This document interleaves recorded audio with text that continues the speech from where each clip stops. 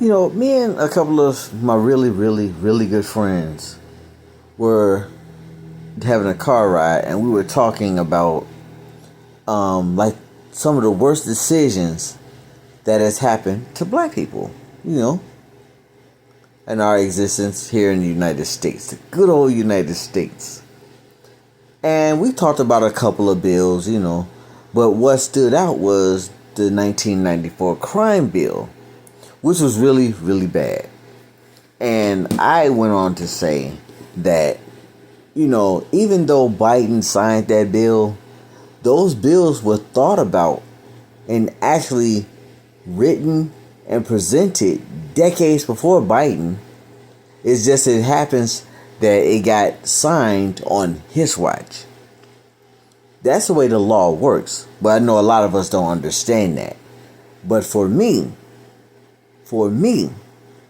the worst decision ever for black people was this decision right here. And this decision alone is enough reason that we deserve reparations.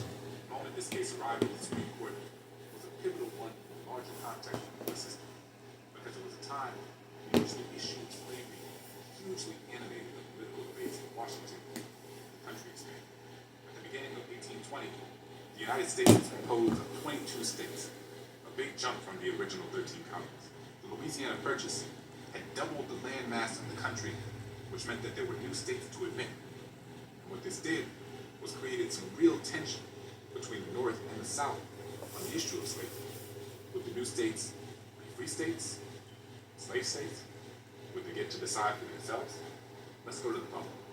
The entire nation was dependent on slavery to some extent, but some states, as we've discussed, were more directly involved than others.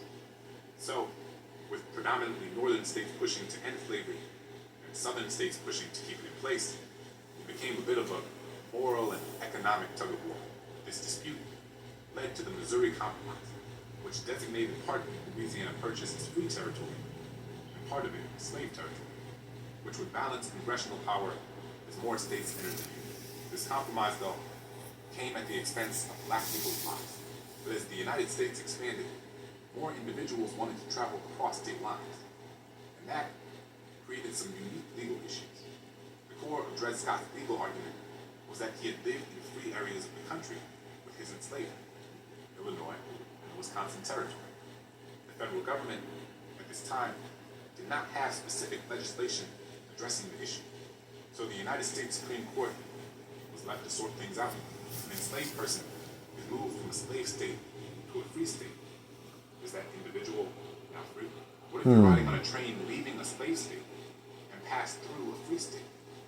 Is that black person free on the train while it's in the free state, but enslaved again when it passes back into the slave state? These were big questions that the country was wrestling with. And the stakes truly could not have been higher. Thanks, Buffalo. The Supreme Court didn't buy Scott's arguments, and the justices sided 7-2 with Sandford. Chief Justice Roger Taney wrote in the majority opinion that Scott did not have the standing to sue because enslaved African Americans weren't citizens of the United States. And if that wasn't enough, Justice Taney stated that even free black people in the North could never be considered citizens.